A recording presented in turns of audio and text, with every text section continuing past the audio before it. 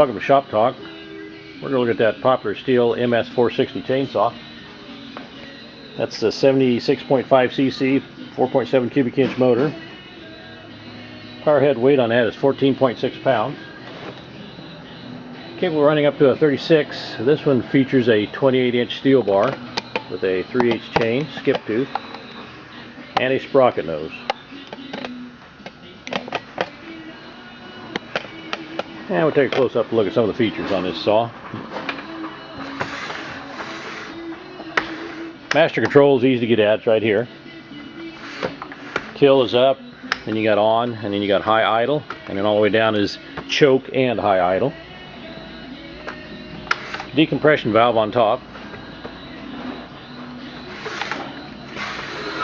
It's got the factory dual port muffler. There's a port here and a port right here.